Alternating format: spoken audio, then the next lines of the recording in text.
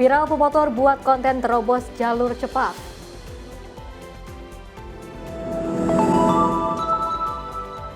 Tarif impor 19% AS disebut masih bisa diturunkan.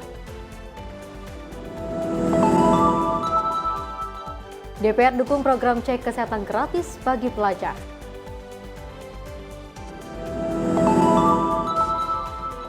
Satgas Pangan Polri tetapkan 3 tersangka baru kasus beras oplosan.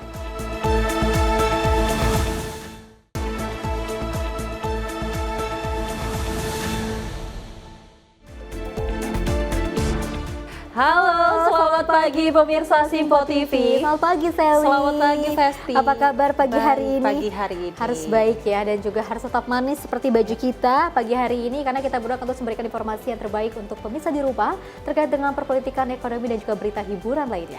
Tentunya pemirsa, kami akan menghadirkan informasi seputar peristiwa. Bersama saya Sally Sregar Dan saya Festi Rahmadi, ini dia Menyapa Indonesia Pagi selengkapnya.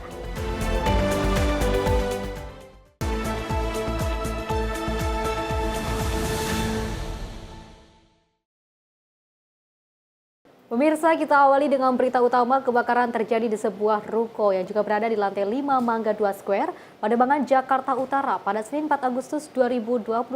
Kebakaran pertama kali dilaporkan oleh seorang warga bernama Novi. Akses sempit di area terbakar menyulitkan petugas menjangkau titik api.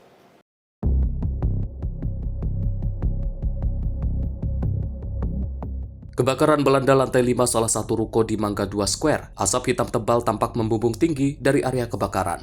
Menurut laporan Gatot Sulaiman dari Sudin Sulkarmat, kebakaran ini dilaporkan oleh seorang warga bernama Novi. Bahkan terdengar suara ledakan sebelum api membesar yang diduga berasal dari toko elektronik di lantai 5. Untuk mengatasi kebakaran, sebanyak 12 unit damkar dengan total 45 personel diterjunkan ke lokasi. Penyebab kebakaran diduga akibat konsleting listrik, namun pihak kepolisian masih menyelidiki lebih lanjut.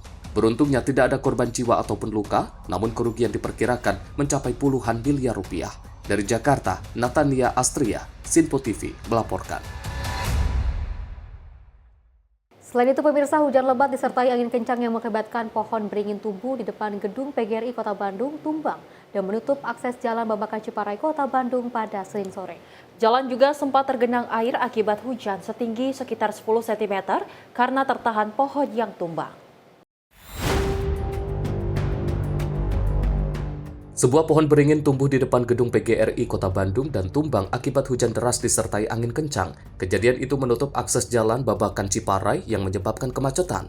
Beruntung tidak ada korban jiwa dalam insiden ini. Diduga usia pohon yang sudah 22 tahun membuat strukturnya rapuh. Saat kejadian, jalan sempat tergenang sekitar 10 cm akibat air tertahan pohon tumbang. Namun banjir cepat surut setelah hujan reda. Saat ini petugas dari DPKP dan Diskar PB Kota Bandung sudah menangani pohon tumbang tersebut. Dari Bandung, Natania Astria, Simpo TV melaporkan. Pemirsa, hujan deras yang mengguyur wilayah Jakarta sejak Senin siang menyebabkan Kali Sunter meluap dan menggenangi sejumlah titik Kelurahan Cipinang Melayu, Jakarta Timur.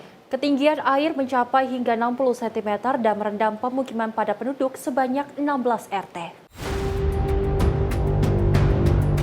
Sejumlah wilayah di Kelurahan Cipinang Melayu, Jakarta Timur kembali tergenang akibat luapan Kali Sunter setelah hujan deras mengguyur sejak Senin siang. Genangan air mencapai hingga 60 cm di titik tertentu dan melanda wilayah padat penduduk di 16 RT di Kelurahan Lubang Buaya, Kelurahan Cipinang Melayu, Kelurahan Kampung Tengah, Kebon Pala, dan Kelurahan Makassar. Petugas gabungan dari pihak Kelurahan, PPSU, dan juga BPB di Jakarta Timur langsung diterjunkan untuk melakukan penanganan darurat di lokasi. Kepala BPBD Jakarta Muhammad Yohan menyatakan, siaga 3 untuk beberapa titik pintu air di Jakarta, seperti Angke Hulu dan Kali Sunter Hulu. Proses penyedotan air dilakukan dengan pompa mobile yang dikerahkan ke sejumlah titik rawan genangan. Pihak Kelurahan Cipinang Melayu juga menghimbau warga, terutama yang tinggal di bantaran Kali Sunter, untuk tetap waspada dan menghindari aktivitas yang beresiko di sekitar area banjir. Dari Jakarta, Aura Desmita, Simpo TV melaporkan.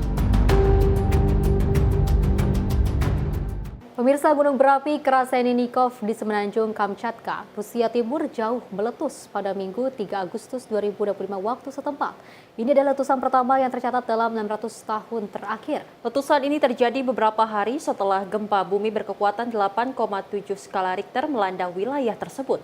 Semburan abu dari gunung berapi mencapai 6 km ke langit dan mengarah ke Samudra Pasifik.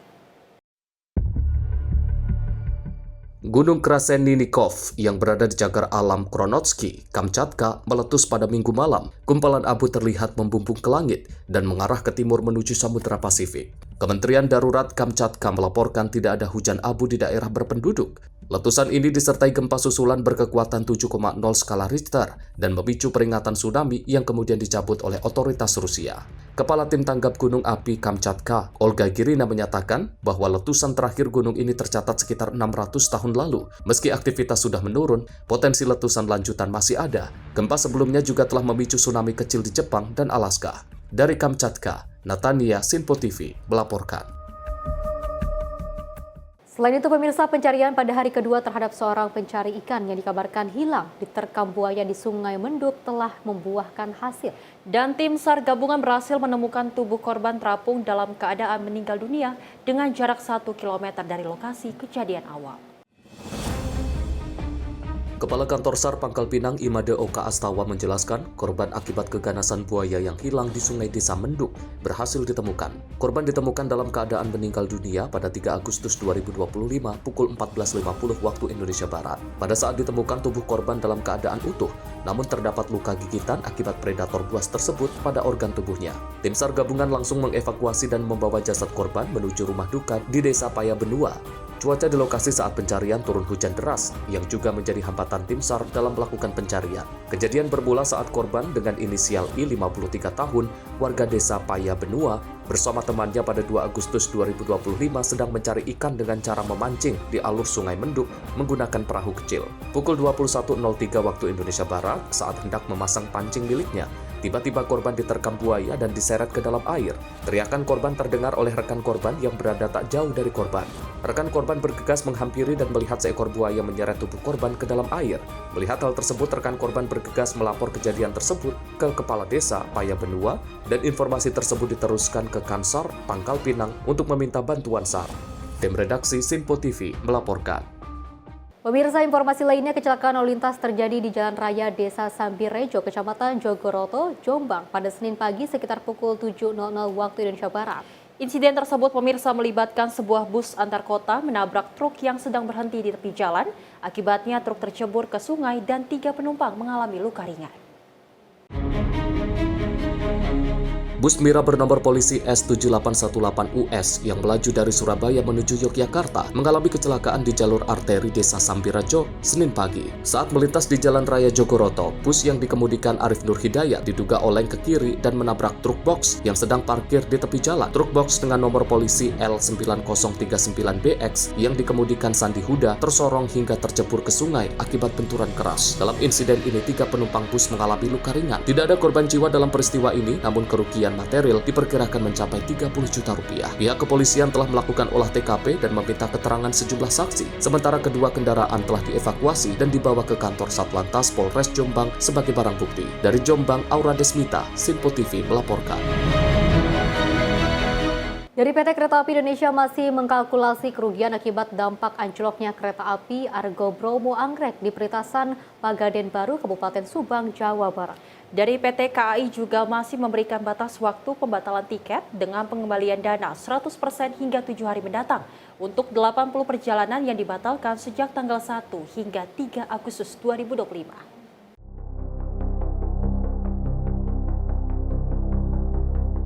19 jam upaya evakuasi, petugas gabungan akhirnya berhasil memindahkan gerbong kereta Argo Bromo Anggrek, relasi Pasar Turi Surabaya Gambir, yang anjlok di perlintasan Stasiun Pegaden Baru, Kabupaten Subang, Jawa Barat.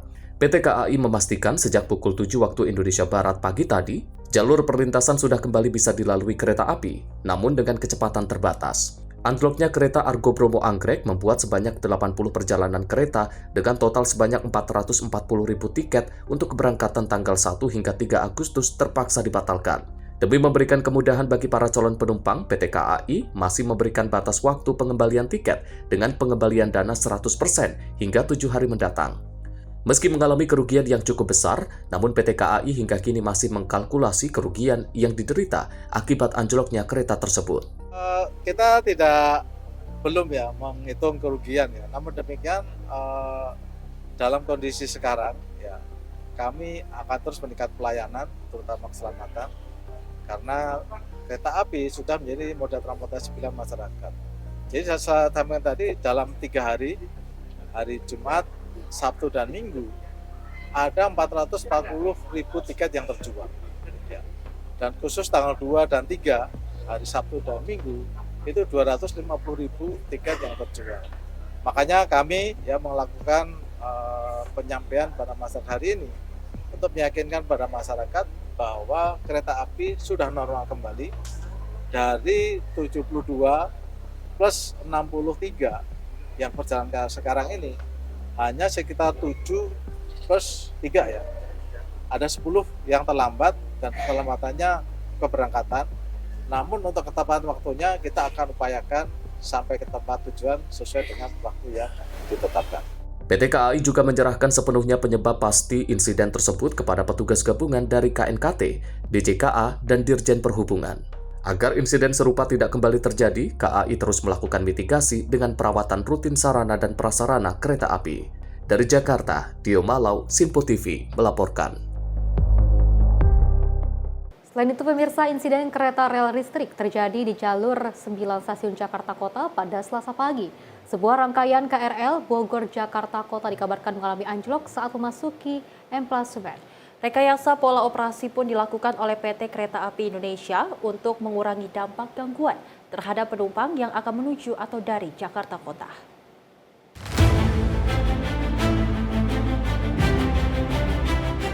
Kereta rel listrik komuter lain dari Bogor menuju Jakarta Kota mengalami anjlok di jalur 9 emplasmen Stasiun Jakarta Kota pada Selasa pagi, tepatnya 5 Agustus 2025. Pihak PT Kereta Api Indonesia menyatakan insiden tersebut masih dalam penanganan petugas. Sejumlah rekayasa pola operasi dilakukan untuk menyesuaikan perjalanan KRL yang terdampak. Di antaranya, KA 1195F dari Cileput hanya beroperasi hingga stasiun Manggarai, lalu kembali ke arah Depok. KA 1191 hingga KA 1205 yang semula menuju Jakarta Kota dihentikan di stasiun Jayakarta dan kembali lagi menuju Bogor. Sedangkan KA 1201 dari Depok masih dapat menempuh perjalanan hingga stasiun Jakarta Kota. Penumpang dihimbau untuk menyesuaikan rute perjalanan dan mengikuti arahan petugas. Hingga saat ini belum ada korban dilaporkan dalam insiden tersebut. Petugas masih berupaya menormalkan operasional di sekitar stasiun Jakarta Kota. Tim redaksi Simpo TV melaporkan. Pemirsa, di sebuah SPBU di Kembangan, Jakarta Barat menutup penjualan bahan bakar jenis Pertalite. Penutupan dilakukan setelah tangki Pertalite juga tercemar biosolar akibat kesalahan teknis pembongkaran bahan bakar. Sejumlah kendaraan konsumen dilaporkan mogok tak lama setelah mengisi BBM di SPBU tersebut. SPBU 34116, 12 di Jalan Kembang Kerep, Jakarta Barat terpaksa memberhentikan penjualan Pertalite setelah terjadi insiden pencemaran tangki BBM akibat tercampurnya biosolar ke dalam tangki Pertalite. Manajer SPBU, Ramses Sitorus, mengatakan kesalahan terjadi saat pembongkaran BBM dari mobil tangki. Seharusnya selang dituju ke tangki biosolar, namun justru terhubung ke tangki Pertalite. Sekitar 8.000 kiloliter biosolar dilaporkan masuk ke dalam tangki Pertalite. Insiden itu menyebabkan sejumlah kendaraan mogok tak lama setelah mengisi bahan bakar di SPBU. Setelah menerima laporan dari konsumen, penjualan Pertalite langsung ditutup dan proses vakum tangki dilakukan. Ramses menegaskan insiden ini merupakan kesalahan prosedural internal dan bukan kesengajaan. Selain menanggulangi dampak, pihak SPBU mengaku siap bertanggung jawab atas konsumen yang terdampak, yaitu dengan mengganti rugi biaya perbaikan kendaraan maupun kompensasi lain. Dari Jakarta, Aura Desmita, Simpo TV melaporkan. Diduga tersesat saat mengikuti Google Maps di hari pertama kerja, seorang pengendara motor di Kota Bekasi, Jawa Barat masuk ke dalam tol Jakarta Cikampek. Motor dilaporkan masuk melalui pintu Bekasi Barat dan keluar di Bekasi Timur. Detik-detik pemotor berada di dalam tol terekam video warga. Dari rekaman video amatir milik warga, seorang pengendara motor terekam melintas di dalam tol Jakarta Cikampek kilometer 14 Kota Bekasi, Jawa Barat pada Senin pagi. Motor dengan plat nomor polisi F5102FEC terlihat melaju di bahu jalan dengan kecepatan tinggi. Pemotor masuk melalui gerbang Bekasi Barat dan keluar di gerbang tol Bekasi Timur. Pemotor yang mengenakan pakaian putih dan celana hitam disebut tersesat saat berangkat di hari pertama kerja setelah mengikuti arahan Google Maps yang memasukkan jalur ke dalam tol. Petugas Jasa Marga Bekasi Timur yang mendapat laporan langsung menghentikan laju motor di tengah jalan dan mengarahkan keluar lewat gerbang Bekasi Timur. Selanjutnya, petugas menyerahkan pengendara ke PJR Tol Jakarta Cikampek. Akhirnya tadi di-stop oleh security di gerbang yang memang tadi sudah berkoordinasi, dan memang tadi begitu dia lewat sini memang di belakangnya itu sudah ada LJT. LJT itu adalah bagian patroli di sini. Nah, akhirnya di sini ditangani di gerbang. Untuk menangani itu kan memang ada bagiannya, akhirnya dipanggil PJR. Nah, setelah itu ada PJR di sana. Nah, saya sebagai supervisor di sini kan terkait dengan hal itu memang tidak bisa menangani masalah itu. Akibat kelalaian ini, pemotor yang diketahui warga Cilongsi Bogor dikenakan sanksi tilang oleh petugas polisi. Dari Bekasi, Muhammad Ridwan, kontributor Sinpo TV, melaporkan. Pemirsa, viral di media sosial, seorang pengendara motor dengan bangganya berhasil menerobos jalur cepat Jalan Jenderal Sudirman, Jakarta Pusat tanpa diberhentikan petugas kepolisian. Direktorat Lalu Lintas Polda Metro Jaya memastikan akan menindak tegas pelaku karena membuat konten saat berkendara jelas melanggar undang-undang lalu lintas yang membahayakan keselamatan diri sendiri dan juga pengendara lain.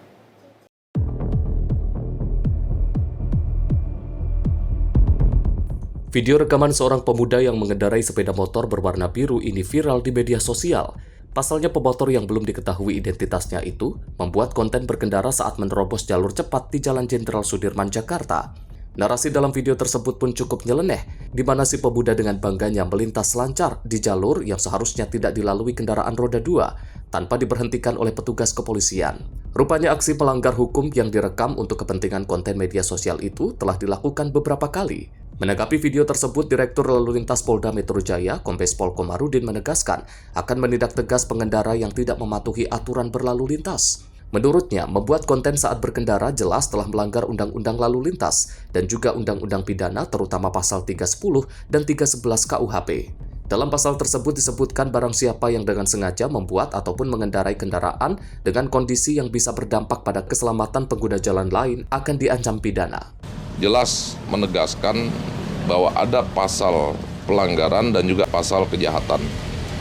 310 atau 311 juga termasuk kategori dalam pasal kejahatan. Barang siapa yang dengan sengaja membuat ataupun mengendarai kendaraan dengan kondisi yang bisa berdampak terhadap keselamatan pengguna jalan lain, yang membuat konten sambil nyetir, apalagi sambil membawa kendaraan, dan ini berpotensi mengganggu keselamatan orang lain, ini ancamannya cukup berat.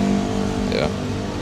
Ini juga himbauan kepada kita semua, tentunya dalam berperilaku berlalu lintas di jalan, banyak hal yang harus kita perhatikan ya demi kelancaran dan juga keselamatan seluruh pengguna jalan. Bukan hanya dirinya, tapi orang lain juga membutuhkan itu. Dirlantas menghimbau kepada sebuah pengendara baik roda 2 maupun roda 4 dapat mematuhi aturan berlalu lintas dan satuan selama berkendara demi mencegah terjadinya kecelakaan. Dari Jakarta, Dio Malau, Sinpo TV melaporkan.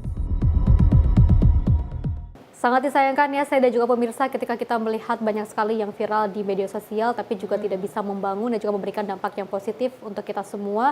Konten-konten yang tidak mendidik seharusnya jangan di-up ya, dan juga jangan menjadi seorang bangga. Yang penting viral aja gitu kan ya, urusan mau positif atau negatif itu belakangan, itu sangat salah sekali ya. Dan juga mudah-mudahan bisa menjadi pembelajaran untuk pemirsa di rumah agar kita membuat konten lebih berhati-hati, lebih edukatif lagi, memberikan sebuah wawasan yang luas seperti itu ya. Apalagi kan banyak sekali orang-orang ataupun anak-anak yang menggunakan media sosial. Ini bisa dicontoh ketika kita melihat dengan muka tengilnya, dengan bangganya bisa menerobos dan juga berhasil dari tangkapan polisi. Ini sangat disayangkan sekali seperti itu Sally ya. Mudah-mudahan ini kedepannya tidak ada lagi hal yang seperti ini. Betul, memang mirisnya Vesti dan pemirsa di mana orang tersebut sudah melakukan pelanggaran seperti itu sudah beberapa kali, dan ternyata baru kali ini dengan memvideokan dengan bangganya ia videokan dan dia up ke media sosial, niat mungkin untuk like dan komen yang banyak, ternyata akhirnya ingin ditangkap oleh polisi karena memang ternyata sudah membahayakan para pengemudi lainnya dan sudah melanggar undang-undang lalu lintas. Kita berharap bahwasanya nantinya pengendara lainnya bisa patuh di jalanan karena memang tidak hanya kepentingan pribadi, namun ini bisa menjadi kepentingan bagi pengemudi lainnya di jalan. Betul, apalagi dari Menteri Komdigi ataupun Menkomdigi Mutia Hafid juga telah memberikan sebuah edukasi dan juga literasi bagi anak-anak muda untuk bisa mengolah media sosial dengan baik baik dan juga menyoroti beberapa hal agar nantinya anak-anak usia dini ini tidak harus menggunakan media sosial dan juga bisa bijak menggunakan media sosial. Dan pemirsa, informasi lainnya akan terus kami hadirkan usai jeda berikut ini.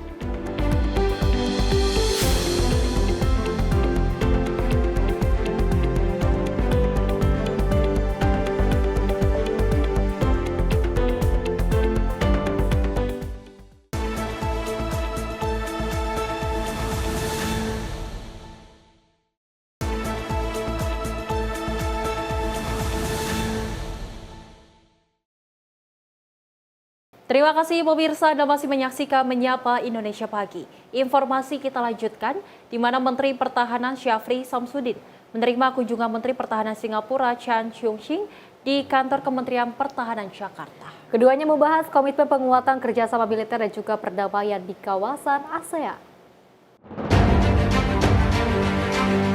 Kunjungan Menteri Pertahanan Singapura Chan Chung Sing dengan Menteri Pertahanan Syafri Samsudin digelar di kantor Kementerian Pertahanan Jakarta Selasa 5 Agustus 2025. Dalam pertanyaannya, Menhan Syafri menegaskan komitmen untuk terus meningkatkan kerjasama pertahanan antar kedua negara. Syafri menyebut sebagai negara yang bertetangga, Indonesia dan Singapura harus menjaga kerukunan dan menghindari konflik. Selain itu, Syafri menuturkan bahwa kedua negara sepakat dan berkomitmen dalam meningkatkan latihan bersama dan pertukaran perwira. Tadi kita ngobrol lama, berbicara dua hal.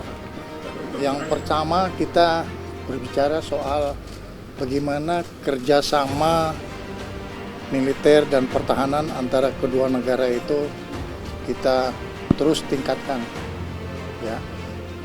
Dan sebagai negara yang bertetangga, kita mesti rukun. Nggak boleh negara yang bertetangga itu ribut. Harus rukun, kita menghindari konflik. Nah, tadi kita sama-sama mencocokkan frekuensi, ya. Jadi TNI, SAF itu akan berlatih di sini dan kita juga akan mengirim perwira-perwira kita ke sana. Nah, yang kedua, kita sesama warga ASEAN. Sini kan ada ASEAN Defense Military, ASEAN Defense Ministers meeting, ya. Jadi kita setiap ada apa-apa kita berembuk, bukan untuk memperuncing situasi, tapi untuk sejukkan situasi. Dan ini kita lakukan, dan saya kira sama dengan Malaysia, sama dengan Vietnam, sama dengan 11 negara yang bertetangga dengan kita jaga semuanya. Tapi sebagai negara yang berdaulat, kita juga harus civis pacem parabellum. Kalau mau damai, harus siap untuk berperang. Itu semua negara begitu. Jadi bukan kita ambisi untuk berperang, tidak.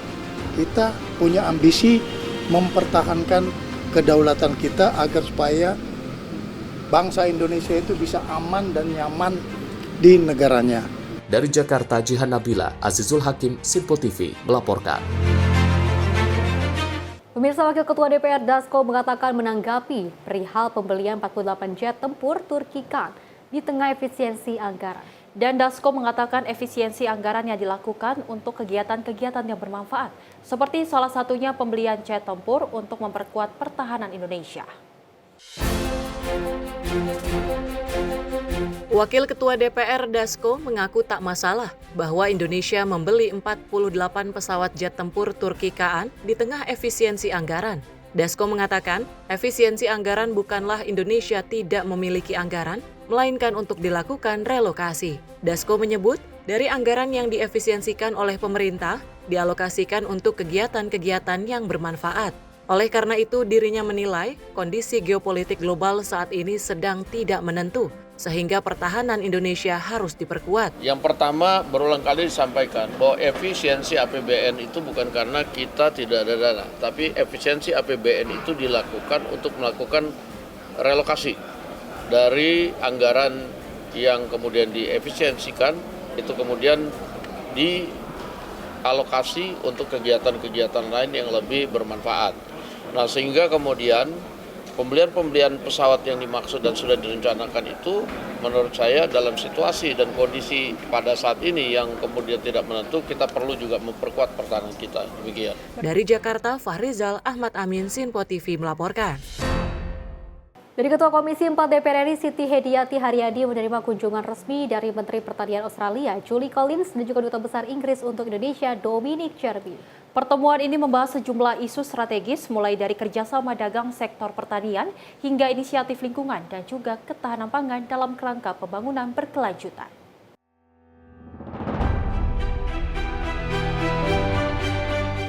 Ketua Komisi 4 DPR RI, Siti Hediati Haryadi atau yang akrab disapa Titik Soeharto, menerima kunjungan dua perwakilan negara sahabat, yakni Menteri Pertanian Australia, Julie Collins, dan Duta Besar Inggris untuk Indonesia, Dominic Jeremy.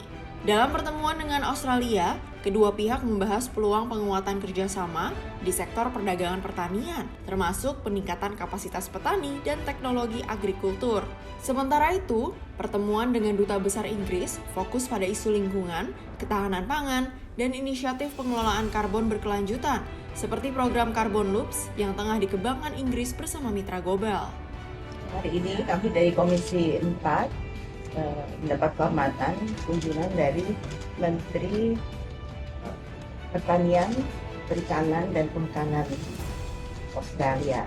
Kami membicarakan berbagai hal hubungan dagang, terutama sektor pertanian, di mana sektor pertanian ini masih mengalami defisit perdagangan, di mana impor Australia ke Indonesia lebih banyak jauh lebih banyak dari ekspor kita. Jadi kita bicarakan bagaimana caranya supaya Indonesia bisa mengekspor lebih banyak lagi produk-produk pertanian, misalnya seperti buah-buahan dan sebagainya.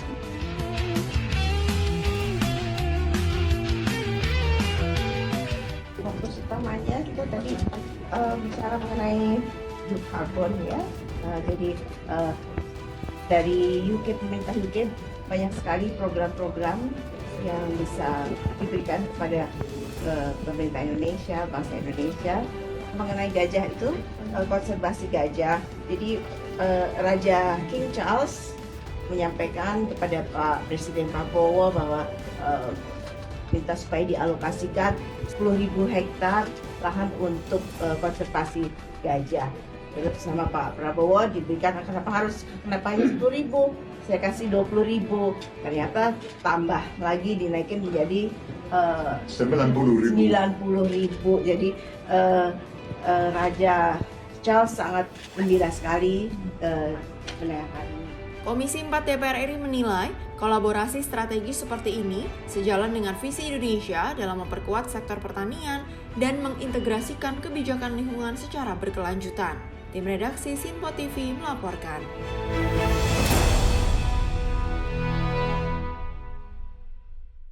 Dari Menteri Pendayagunaan Aparatur Negara dan Reformasi Birokrasi, Rini Widiantini mengunjungi Sekolah Rakyat Menengah Pertama 17 Tabanan, Bali pada 4 Agustus 2025. Kementerian Pan-RB berperan untuk memastikan tata kelola kelembagaan sekolah rakyat berjalan secara efektif dan juga efisien.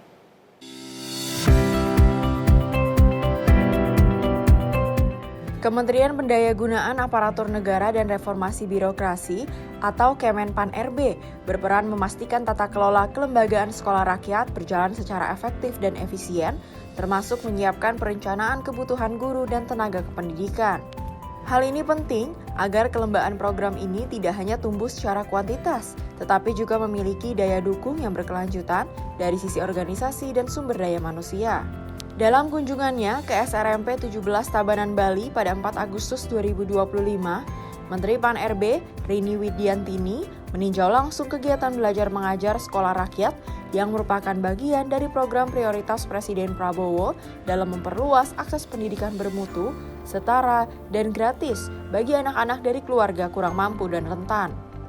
Dalam kesempatan itu, disampaikan bahwa sekolah rakyat mencerminkan pendekatan shared outcome yang menjadi prinsip dalam reformasi birokrasi, bahwa keberhasilan birokrasi terletak pada dampak nyatanya bagi rakyat, bukan pada banyaknya aturan yang dibuat. Sekolah rakyat tentunya merupakan salah satu daripada program prioritas Bapak Presiden selain program Makmur Gizi, Koperasi Desa, Kesehatan Gratis dan Perumahan Rakyat. Dengan adanya Sekolah Rakyat ini, kita akan melaksanakan pendidikan secara setara dan gratis untuk masyarakat yang kurang mampu. Di sini juga mereka mendapatkan makanan gizi yang gratis, kemudian juga pemeriksaan kesehatan. Dan ini merupakan program yang mendekatkan negara kepada masyarakat. Program Sekolah Rakyat merupakan wujud nyata kehadiran negara karena tidak hanya memberi pendidikan gratis, tetapi juga gizi, kesehatan, dan pembinaan karakter. Tim redaksi Sinpo TV melaporkan. Pemirsa, Menteri Sekretaris Negara Prasetyo Hadi mengatakan bahwa Indonesia masih mempunyai kesempatan untuk menurunkan tarif impor yang telah ditetapkan pemerintah Amerika Serikat sebesar 19%. Namun pemirsa, menurutnya kemungkinan tersebut bergantung kebijakan pemerintah Amerika Serikat dan hasil negosiasi dengan pemerintah Indonesia. Menteri Sekretaris Negara Prasetyo Hadi mengungkapkan bahwa Indonesia masih ada kemungkinan untuk menurunkan tarif impor yang telah ditetapkan pemerintah Amerika Serikat sebesar 19%. Prasetyo menyebut pemerintah akan terus melakukan berbagai upaya komunikasi dengan pemerintah Amerika Serikat. Kendati demikian, kemungkinan tersebut bergantung kebijakan Amerika Serikat yang menetapkan tarif impor. Untuk secara resminya, secara umumnya kan di 19%. Tapi memang kemudian ada beberapa komoditi-komoditi tertentu yang memang ada pengecualian. Kalau negosiasi ya terus-menerus kita mencoba melakukan upaya negosiasi meskipun pihak pemerintah Amerika sudah menetapkan tarifnya. Tapi masih ada kemungkinan bisa berubah? Ya kalau kemungkinan pasti ada.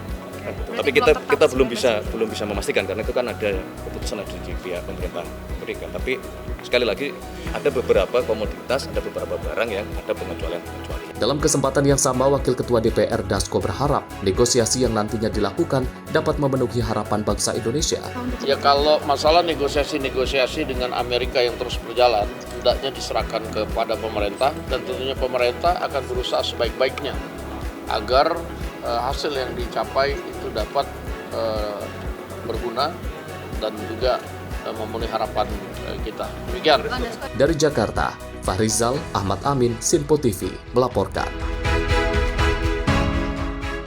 Terkait dengan adanya tarif impor yang juga dicanangkan oleh Presiden Amerika Serikat Donald Trump, ini sempat menyejukkan masa kami adalah mengagetkan kita semua ya. Seluruh dunia juga kaget dengan adanya kebijakan tarif impor yang sebelumnya hingga 32% sekali, tapi juga kalau kita melihat dengan kekuatan terus juga kehebatan dari Presiden Prabowo Subianto melakukan negosiasi yang sangat baik, bujukan-bujukannya luar biasa seperti itu ya.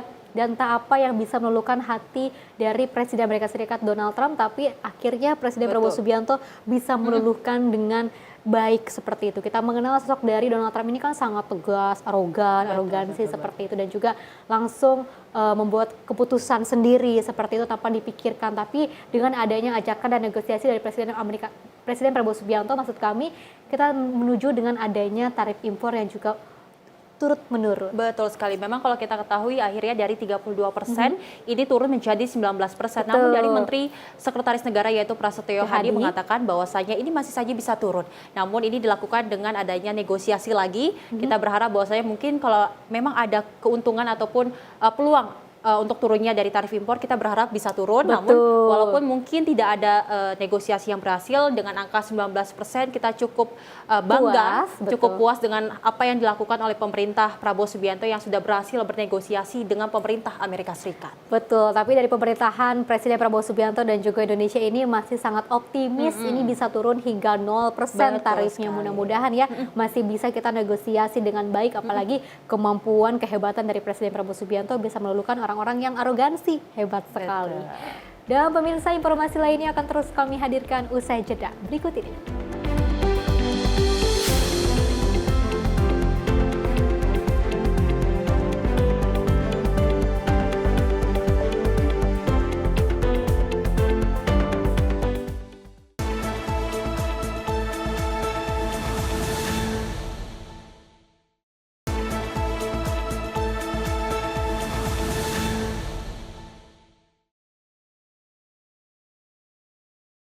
Masih bersama kami pemirsa dalam Menyapa Indonesia Pagi. Informasi kita lanjutkan, di mana program cek kesehatan gratis digelar di SDN 02 Cideng, Jakarta Pusat, mendapat sambutan antusias dari para siswa yang mengaku senang dapat mengetahui kondisi kesehatan mereka secara langsung di sekolahnya. Kegiatan ini tentunya melibatkan pemeriksaan mata, gigi, telinga, tinggi, dan juga berat badan hingga tekanan darah. Sejumlah siswa menilai program seperti ini perlu diadakan secara rutin tiap tahunnya.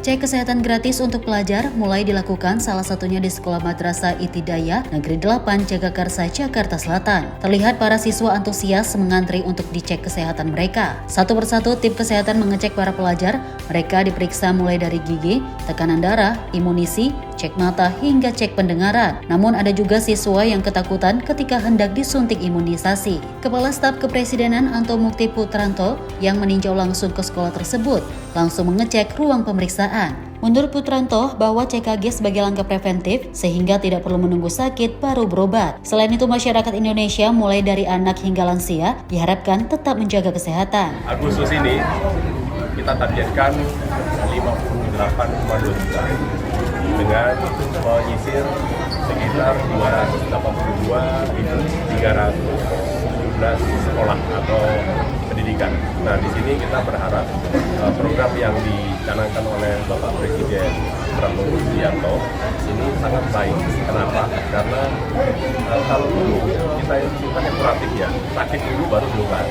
Ya, sekarang preventif. AE Putranto berharap CKG dapat mencapai target 58,2 juta jiwa dengan menyisir 282.311 sekolah di tanah air. Diharapkan para orang tua berperan penting mengajak anak-anak untuk berobat secara gratis. Dari Jakarta, kontributor Sinpo TV melaporkan. Pemirsa, pemerintah Kota Tangerang Selatan melalui Dinas Kesehatan melaksanakan program cek kesehatan gratis yang menyasar ke kalangan pelajar. Program ini merupakan bagian dari upaya pemerintah untuk meningkatkan kesehatan dan juga kualitas hidup pelajar.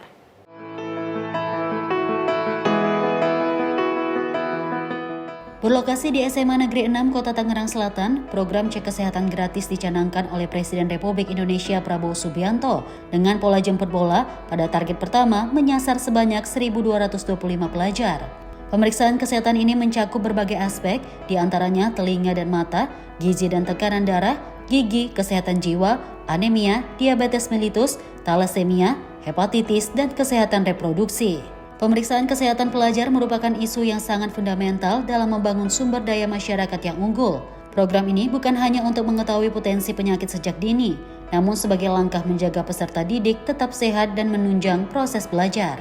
Kepala Kantor Komunikasi Kepresidenan Hasan Nasbi mengatakan, pemeriksaan kesehatan gratis telah dilakukan sejak 10 Februari 2025 lalu, dengan menyasar 53 juta pelajar, mulai dari tingkat SD hingga SMA dan sederajat. Sementara Wali Kota Benyamin Daphni mengatakan sasaran pemeriksaan kesehatan menyasar ke 963 sekolah di Tangerang Selatan dengan rincian 162.000 murid dari total 466 SD, 70.829 siswa dari total 286 SMP, dan 68.765 siswa dari total 211 SMA.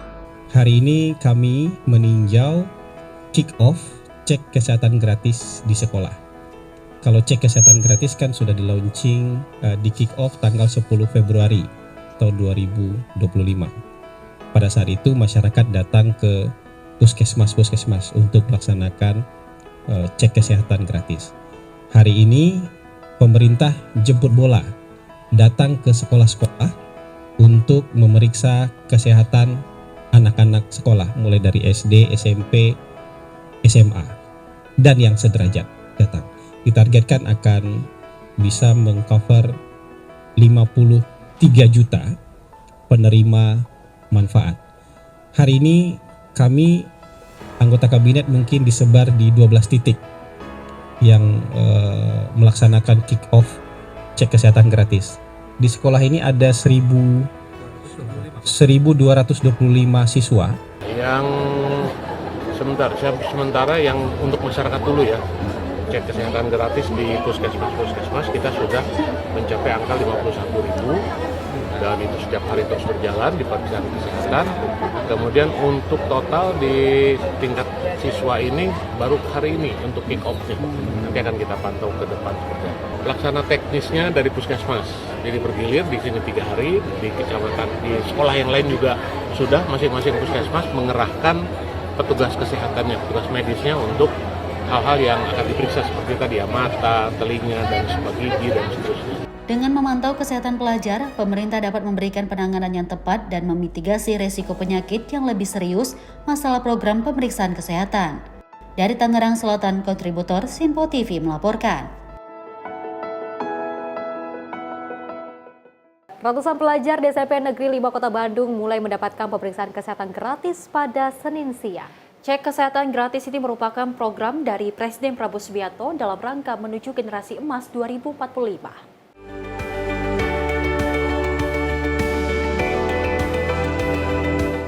Satu persatu ratusan siswa di SMP Negeri 5 Kota Bandung, Jawa Barat menjalani pemeriksaan kesehatan gratis pada Senin siang.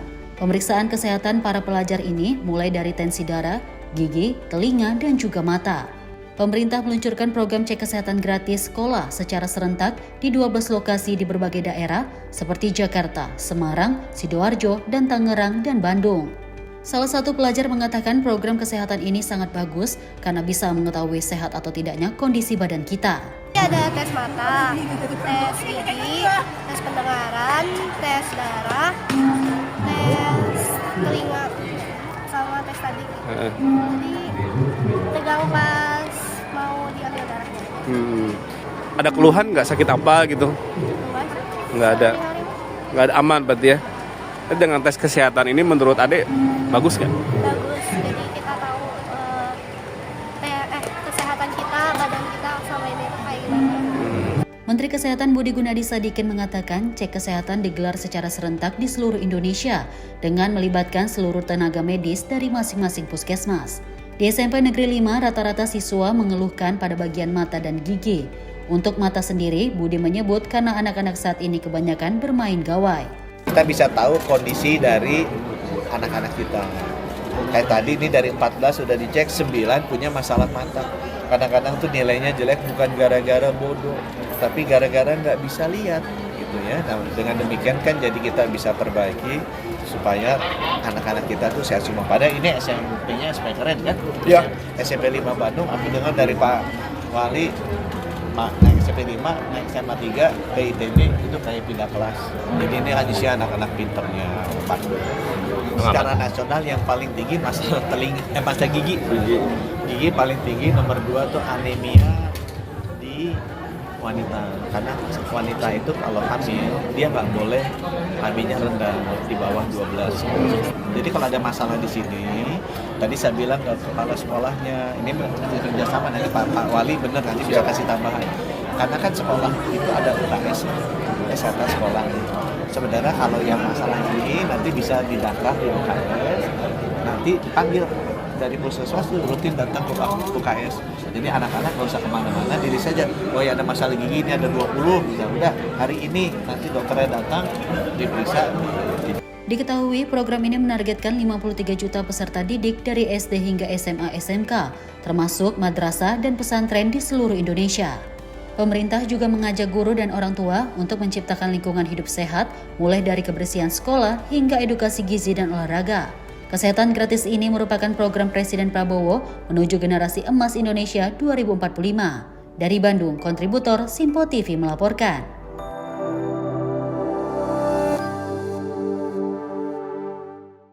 Pemirsa, program cek kesehatan gratis digelar di SDN 2 Cideng, Jakarta Pusat mendapat sambutan antusias dari para siswa yang mengaku senang dapat mengetahui kondisi kesehatan mereka secara langsung di sekolah. Kegiatan ini melibatkan pemeriksaan mata, gigi, telinga, tinggi dan berat badan, hingga tekanan darah. Sejumlah siswa menilai program seperti ini perlu diadakan secara rutin tiap tahunnya.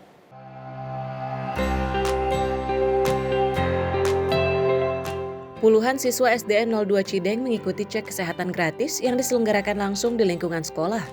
Dari pemeriksaan mata, telinga, gigi, hingga tensi, para siswa mengaku senang dapat mengetahui kondisi tubuh mereka tanpa harus datang ke puskesmas. Bagi beberapa siswa, cek kesehatan seperti ini dirasa penting karena dapat membuat mereka lebih sadar terhadap kesehatan diri sejak dini. Meski beberapa siswa mengaku belum langsung mengubah kebiasaan hidup sehat, Namun mereka tetap mengharapkan program ini bisa diadakan setidaknya 2 hingga 3 kali dalam setahun. Senada dengan siswa, guru SDN 02 Cideng menilai program ini memberi manfaat langsung bagi peserta didik, sekaligus memudahkan koordinasi dengan orang tua jika ada temuan kesehatan yang perlu ditindaklanjuti. Gimana perasaan kamu sih setelah ikut cek kesehatan gratis ini? Perasaannya gimana? Perasaannya senang, ya senang, enjoy aja. Tadi kamu cek apa aja? Ada yang baru kamu tahu hasilnya? Cek tekanan darah, terus periksa gigi, terus ada periksa mata juga, terus periksa telinga. Berapa lama sih tadi cek kesehatannya di dalam? Gitu? Paling kayak 20 menit. Iya, nggak nyampe setengah jam. Apa aja yang diperiksa nih? Kesia dulu nih, kayak udah mau jauh banget nih. Yang diperiksa telinga, mata, terus tinggi badan, berat badan, sama gigi. Gigi. Iya. Itu untuk Kesia nih. Untuk Nazifa nih apa nih tadi? Sama mata, tinggi badan, berat badan, nadi yang diginin bang. Oh ya tensi, sama telinga. Tadi setengah jam diperiksa, itu hampir setengah jam. Itu gimana perasaan kalian berdua gitu? Yang sebelumnya kalian mikir kayak takut gimana, ternyata enggak, kok aman aja gitu mungkin. Kesia dulu nih. Atau Nazifa dulu? Awalnya deg-degan sedikit, cuman lama-lama santai aja. Kesia? Biasa aja sih. Udah terbiasa dicek kesehatan begitu berdua nih? Udah pernah. Udah. Seberapa penting sih gitu untuk dilakukannya cek kesehatan gratis ini? Penting banget ya, karena beberapa suka miss terkait dengan cek kesehatan. Nah, kita mulai dari lingkup yang paling bawah pendidikan, yaitu SD. Nah, di sini kan diceknya cukup lengkap ya. Jadi bisa jika ada masalah itu bisa langsung ditindaklanjuti ke orang tua gitu. Terus manfaat apa sih Bu yang dirasakan mengenai program cek kesehatan ini? Manfaatnya otomatis anak-anak jadi tahu peduli dengan kesehatan tubuh mereka, terus bisa manfaat kerjasama juga dari pihak sekolah dengan pihak lainnya seperti puskesmas yang ada di sini gitu.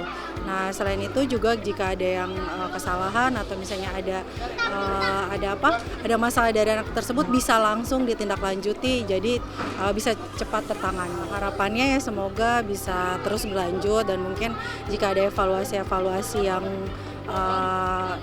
lebih, maksudnya ada bisa pemeriksaan lebih lanjut, bisa ditingkatkan gitu. Tapi sejauh ini sudah jauh lebih baik. Bagaimana sih respon siswa terhadap program kegiatan pada hari ini? Respon siswa sih seneng ya ada pemeriksaan ini. Jadi anak-anak bisa diperiksa secara organ tubuh mereka. Terus mungkin belum terbiasa dengan adanya beberapa pemeriksaan. Sebenarnya di sekolah ini sudah sering ada pemeriksaan seperti ini. Jadi respon anak-anak memang rutin setiap tahun, pasti di awal tahun pasti akan ada gitu. Jadi ya senang karena ada pemeriksaan itu. Jadi memudahkan secara administrasi kesehatan anak-anak dan untuk ke orang tuanya juga. Dari Jakarta, Novaldanu Randika, Simpo TV melaporkan.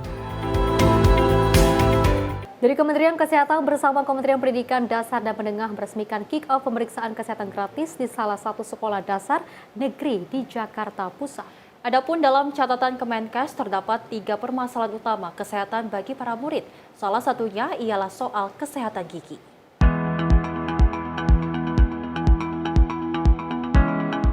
Direktur Jenderal Kesehatan Primer dan Komunitas Kementerian Kesehatan Dr. Maria Endang Sumiwi menyampaikan bahwa pelaksanaan pemeriksaan kesehatan gratis ini merupakan program kolaborasi lintas kementerian, yakni Kementerian Kesehatan, Agama, Sosial, Pendidikan Dasar, dan Menengah. Pada rangkaian pemeriksaan ini, Endang menyoroti penggunaan fasilitas ruangan sekolah untuk melaksanakan varian pemeriksaan kesehatan seperti status gizi, berat dan tinggi badan, gigi dan tekanan darah. Selain itu, ada pula pemeriksaan mata, telinga, hingga tes kebugaran di lapangan sekolah secara langsung. Adapun pelaksanaan ini telah dilakukan di sekolah rakyat sebelumnya, di mana ditemukan 3 kasus kesehatan bagi siswa paling dominan, yakni permasalahan gigi, kebugaran, hingga pengidap anemia. kita lihat ada 2 ruangan yang digunakan untuk melakukan cek kesehatan. Ruangan pertama itu untuk status gizi ya, tinggi badan, berat badan, kemudian juga untuk tekanan darah, kemudian juga untuk periksa gigi. Lalu di ruangan kedua tadi kita lihat ada pemeriksaan mata, pemeriksaan telinga dan pendengaran ya. Kemudian juga di lapangan tadi kita lakukan tes kebugaran. Nah, sebetulnya kemarin kita sudah mulai melakukan di sekolah rakyat, ada 72 sekolah rakyat. Ternyata 3 masalah utama. Yang pertama, anak-anak giginya bermasalah 46%. Jadi tadi juga kita ingin membiasakan setiap tahun ada cek kesehatan gratis supaya kebiasaan hidup sehatnya terbangun. Oh, saya setiap tahun cek kesehatan. Lalu pada saat cek kesehatan ketemu masalah apa? Nah, ini nanti akan makin maju ya. Moga-moga seiring waktu berjalan makin sedikit masalah kesehatan yang kita temukan. Nomor 1 tadi masalah gigi. Lalu nomor 2 masalah kebugaran. Ternyata 30% anak-anak kita yang kemarin hasil sekolah rakyat itu kurang bugar. Kemudian yang ketiga ada masalah dengan anemia. Dari Jakarta, Max, juru kamera Asisul Hakim, tim liputan Sinpo TV melaporkan. Program pemerintah CKG Kesehatan Gratis atau Cek Kesehatan Gratis Sekolah ditujukan untuk anak sekolah dalam upaya peningkatan kualitas sumber daya manusia. Dari Kepala Komunikasi Kepresidenan RI, Hasan Nasbi menegaskan dengan adanya program CKG Sekolah dapat mengantisipasi resiko berbagai penyakit. Senin 4 Agustus 2025, pemerintah secara resmi meluncurkan program cek kesehatan gratis atau CKG sekolah sebanyak 12 titik sekolah. Program CKG sekolah ditujukan untuk anak sekolah dalam upaya peningkatan kualitas sumber daya manusia di Indonesia. Kepala Komunikasi Kepresidenan RI, Hasan Nasbi menegaskan masalah umum yang harus diperhatikan anak sekolah, yaitu gizinya harus memadai. Dengan adanya CKG sekolah, program ini dapat mengantisipasi terhadap potensi resiko berbagai penyakit. Pasalnya saat melakukan peninjauan, Hasan Nasbi menemukan adanya murid sekolah yang mendapatkan tekanan darah tinggi. Dengan adanya potensi penyakit yang ditemukan diharapkan dapat dimitigasi sejak awal. Ia juga menekankan pentingnya perhatian terhadap generasi penerus bangsa. Yang jelas, untuk peningkatan kualitas sumber daya manusia kita perlu memberikan pendidikan yang baik. Gizinya juga harus dibuat baik. Tapi mengantisipasi potensi risiko penyakit itu juga harus dilakukan. Jadi untuk kalau di sekolah ini lebih mudah nih. Ya, cek kesehatan gratis itu idealnya kan orang datang aja ke puskesmas bisa. Tapi sekarang pemerintah jemput bola supaya langsung bisa lebih banyak ya masyarakat yang bisa dijangkau oleh program cek kesehatan gratis di sekolah ini. Dan anak-anak sekolah ini kan generasi penerus bangsa yang memang harus diberikan perhatian. Saya lihat tadi ada potensi anemia, hepatitis, gula darah yang diperiksa begitu Prof ya. Ada apalagi tekanan darah, retina mata, telinga. Jadi supaya potensi-potensi yang kemudian bisa segera dimitigasi, itu bisa dimitigasi. Kepala Badan Kebijakan Pembangunan Kesehatan Kemenkes RI, Profesor Asnawi Abdullah juga menambahkan, program CKG harus mulai dari sekolah karena membangun hidup sehat harus dimulai sejak dini. Kenapa kita sasar anak sekolah kan dari pertanyaannya? Kita sepakat bahwa untuk membangun budaya dan perilaku hidup sehat itu harus di-start dari sejak dini. Nah, inilah kita menganggap sekolah itu menjadi entry point kita untuk membangun budaya hidup sehat dan kita harus mulai dari sekolah. Dari Tangerang Selatan, Quinita Putri Ronabayu, Sinpo TV melaporkan. Selain itu pemirsa, program pemerintah cek kesehatan gratis sekolah ditujukan untuk anak sekolah dalam upaya peningkatan kualitas sumber daya manusia. Kepala Kantor Komunikasi Kepresidenan RI Hasan Nasbi menegaskan dengan adanya program CKG sekolah dapat mengantisipasi resiko berbagai penyakit. Peluncuran secara serentak program pemerintah cek kesehatan gratis bagi pelajar pada 4 Agustus 2025 didukung penuh oleh DPR RI. Merespon hal tersebut, Wakil Ketua DPR RI Dasko mengatakan, penggunaan aplikasi cek kesehatan gratis menyentuh angka 69 juta pengguna, meskipun sebelumnya tidak diterima dengan baik. Dengan gencarnya sosialisasi yang dilakukan, masyarakat dapat merasa aman menggunakan aplikasi cek kesehatan gratis. Dasko berharap program cek kesehatan gratis yang telah diinisiasi pemerintah dapat menjangkau seluruh pelajar di Indonesia. Ya, kita sebagai anak bangsa, Dewan Perwakilan Rakyat Republik Indonesia mendukung penuh program cek kesehatan gratis dari pemerintah tersebut. Dan sepanjang yang kami monitor, yang menggunakan aplikasi cek kesehatan itu juga sudah banyak, dan mudah-mudahan ada 69 juta yang sudah memakai aplikasi cek kesehatan gratis. Ya, awal memang kita lihat pada nggak mau, tapi belakangan setelah sosialisasi itu banyak yang menggunakan sampai dengan 69 juta, dan kita berharap bahwa program cek kesehatan gratis ini juga bisa menjangkau seluruh lapisan masyarakat dan bertambah dari 69 juta. Demikian. Dari Jakarta, Zuliandri Ahmad Amin, Sinpo TV melaporkan.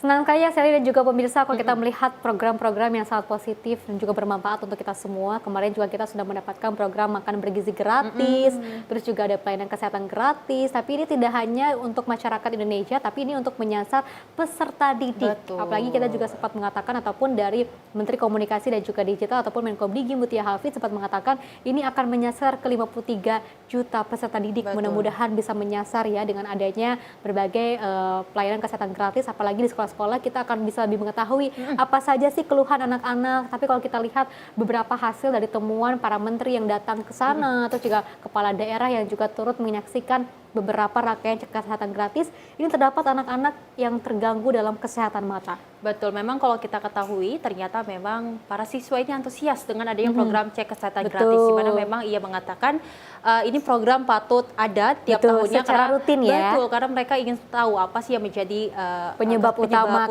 kesehatan terganggu. Betul sekali. Kita berharap bahwa saya nanti program cek kesehatan gratis tidak hanya berlangsung dalam jangkau pendek, namun kita berharap bisa terus seterusnya terus ya. sampai pemerintahan Prabowo Subianto ini berakhir di 5 tahun ke depan, dan pastinya kita berharap program-program yang menguntungkan bagi masyarakat ini dapat diteruskan, dapat diterapkan setiap tahunnya, setiap saat sampai nantinya pemerintahan Prabowo Subianto mungkin nanti berganti ya. Betul, harus ada dong, dan juga hal-hal positif ini harus diteruskan. Apalagi kalau kita melihat ya, saya dan juga pemirsa, ini langkah positif ini tidak hanya jadi kita mengetahui apa sih kendala-kendala anak-anak ini, tapi juga kita bisa menjadikan sebuah acuan dan juga mengedukasi anak-anak agar jangan terlalu terpapar oleh gawai seperti itu. Karena kan kesehatan mata kan lebih penting ya, nanti juga bisa akan menurunkan nilai akademik karena kurang penglihatan. Maka dari itu dari cek kesehatan gratis ini bisa membantu anak-anak untuk bisa tumbuh kembang yang sangat baik. Dan kita beralih ke informasi lainnya, pemirsa, di mana Kira Budaya Betawi turut meramaikan Jakarta World Folkfest 2025 di Car Free Day Jakarta pada Minggu 3 Agustus 2025. Menghadirkan delegasi dari berbagai negara, Kira persembahan Dinas Kebudayaan Jakarta ini mewarnai jantung Jakarta.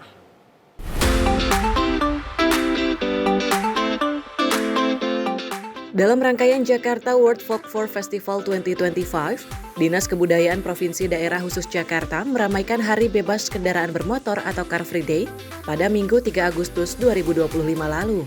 Acara yang diselenggarakan dari 1 hingga 6 Agustus 2025 ini menampilkan delegasi dari berbagai negara seperti Rusia, Korea Selatan, Bulgaria, India, dan Jepang. Tak hanya itu saja, sanggar-sanggar binaan Dinas Kebudayaan Jakarta juga turut meramaikan festival ini. Adanya penampilan palang pintu, pencaksilat, ondel-ondel, dan tari-tarian khas Betawi ditampilkan di berbagai lokasi ikonik Jakarta, termasuk di Balai Kota Senayan Park dan Bundaran HI. Dengan tema Harmony of World Culture in the Heart of a Global City, festival ini dibuat untuk merayakan keberagaman budaya dan mempererat perdamaian global. Tim redaksi Sinpo TV melaporkan. Informasi lainnya, pemirsa, Wakil Ketua DPR Dasko menanggapi persoalan sejumlah kafe dan tempat usaha yang enggan memutar lagu-lagu Indonesia karena kekhawatiran akan masalah royalti. Dan Dasko mengatakan pihaknya telah meminta Kementerian Hukum yang membawahi lembaga manajemen kolektif untuk membuat aturan yang tidak menyulitkan terkait royalti musik tersebut. Sejumlah kafe dan tempat usaha kini mulai mengurangi atau bahkan menghentikan pemutaran lagu-lagu Indonesia karena kekhawatiran akan masalah royalti. Menanggapi hal ini, Wakil Ketua DPR Dasko mengatakan bahwa pihaknya akan mencermati dunia permusikan yang belakangan ini menjadi persoalan. DPR RI juga telah meminta Kementerian Hukum yang membawahi lembaga manajemen kolektif untuk membuat aturan yang tidak menyulitkan. Baik, DPR RI juga mencermati dunia permusikan yang beberapa saat ini ada dinamika. Dan kami sudah minta Kementerian Hukum yang kemudian juga membawahi LMK untuk juga kemudian membuat aturan yang tidak menyulitkan sambil menunggu revisi Undang-Undang Hak Cipta yang sedang direvisi oleh DPR. Dari Jakarta, Fahrizal Ahmad Amin, Sinpo TV melaporkan. Selain itu, pemirsa, Menteri Pelindungan Pekerja Migran Indonesia Abdul Qadir Karding memutuskan selama 8 bulan kementeriannya berjalan, sudah lebih dari 4.000 pekerja migran berhasil dicegah berangkat secara ilegal. Hal ini disampaikan Menteri Karding saat menghadiri Kongres of Indonesian Diaspora ke-8 di Ibu Kota Nusantara pada 1 Agustus 2025.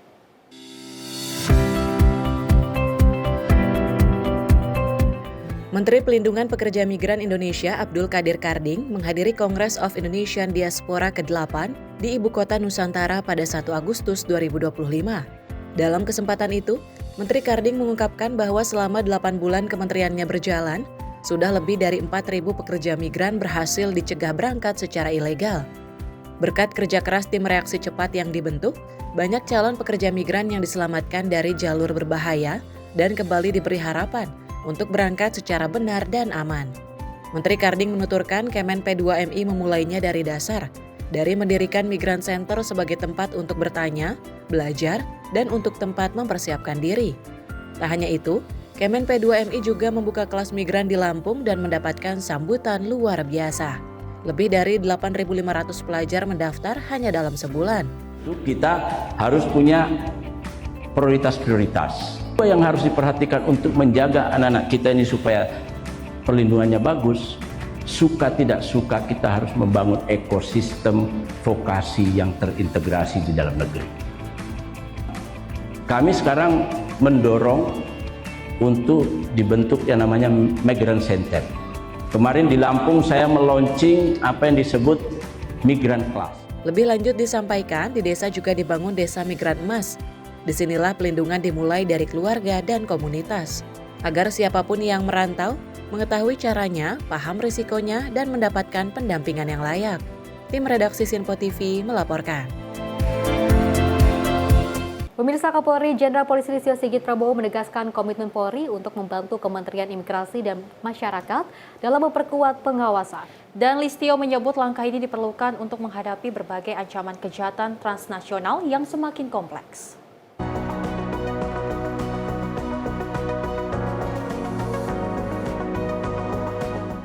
Kapolri Jenderal Polisi Listio Sigit Prabowo menyampaikan sejumlah tantangan strategis yang dihadapi bangsa dalam menanggulangi kejahatan transnasional. Kapolri mengungkapkan bahwa Indonesia memiliki 10 batas laut dan 3 batas darat dengan negara lain yang rentan menjadi jalur penyelundupan narkoba, senjata, illegal fishing, hingga barang terlarang lainnya. Kapolri menegaskan permasalahan tersebut bukan hanya mengancam keamanan, namun juga merugikan ekonomi nasional dan menekan industri dalam negeri. Untuk itu, Kapolri menyatakan untuk terus menguatkan kolaborasi dengan Kementerian Imigrasi dan Pemasyarakatan guna memperketat pengawasan di 96 pelabuhan internasional, 20 bandara, serta melindungi WNI dan buruh migran di luar negeri melalui 19 perwakilan Polri di berbagai negara. Kita memiliki kerawanan yang tentunya ini terkait dengan masalah transnational crime, karena kita memiliki 10 batas dengan wilayah laut dan 3 wilayah batas perbatasan dengan 3 negara, dan ini tentunya memunculkan permasalahan-permasalahan terkait dengan masalah illegal fishing, terkait dengan masalah penyelundupan senjata, terkait dengan masalah narkoba, terkait dengan masalah penyelundupan barang-barang terlarang, dan juga kejahatan-kejahatan lain yang terjadi yang tentunya di satu sisi ini juga akan berdampak kepada perekonomian negara, di satu sisi proteksi terhadap kondisi industri dalam negeri yang tertekan karena harus masuk dari luar yang mau tidak mau harus kita jaga. Di sisi lain juga terjadi penyelundupan yang tentunya ini mengakibatkan kerugian bagi pemasukan negara. Ini tentunya menjadi salah satu PR ke depan yang harus kita hadapi. Belum kita menghadapi kejahatan yang terjadi di jalur-jalur resmi, baik yang ada di pelabuhan internasional. Kita memiliki 96 pelabuhan yang tentunya ini juga selain jalur tikus, kita juga harus menghadapi ini karena memang ada kejahatan-kejahatan di dalamnya. Ada 20 bandara yang harus kita hadapi, dan kemudian juga wilayah-wilayah yang kemudian menjadi rute bagi para pelaku-pelaku ilegal untuk melakukan berbagai macam jenis kejahatan. Di sisi lain, tentunya kita juga memiliki kewajiban untuk memberikan pelayanan kepada masyarakat kita di luar negeri, apakah itu buruh migran, apakah itu diaspora, baik di perwakilan Polri yang kita memiliki 19 perwakilan maupun perwakilan imigrasi yang memiliki perwakilan di 22 negara. Jadi itu semua harus kita lakukan. Dari Jakarta, Jihan Nabila Mutia Anggiani, Sinpo TV melaporkan. Masih banyak sekali kasus-kasus ilegal, salah satunya adalah penyelundupan narkotika ataupun narkoba, entah jenis ekstasi, sabu yang juga diselundupkan dari berbagai pulau, mungkin terus juga negara. Tapi hal yang positif ini kita harus lakukan dengan kerjasama. Adanya kerjasama antara lintas sektor, seperti itu. Ada juga kolaborasi. Dengan adanya kolaborasi antara Polri dan juga Kementerian Migrasi ataupun keimigrasian, seperti itu saya dan juga pemirsa, mudah-mudahan kedepannya tidak ada lagi hal-hal penyelundupan. Dan kita bisa sama-sama bergabung untuk kerjasama untuk menangkas hal-hal yang seperti itu agar tidak terjadi di Indonesia. Betul, kita berharap bahwasanya memang pengawasan terhadap pulau dan negara-negara kita ini bisa diperkuat. Terlebih kita berharap tidak ada oknum-oknum dari negara lain yang bisa masuk ke negara kita dengan sebebas-bebasnya mengambil sumber daya alam di Indonesia, karena kita ketahui Indonesia adalah sumber yang sangat luar biasa terkait dengan sumber daya alam. Betul sekali. Kita berharap memang ada lintas sektor yang akan bekerja sama dalam pengawasan tersebut agar nantinya Indonesia tidak rugi dalam keadaan tersebut. Bisa lebih aman lagi, damai lagi, dan juga sejahtera. Dan pemirsa, informasi lainnya akan terus kami hadirkan usai jeda berikut ini.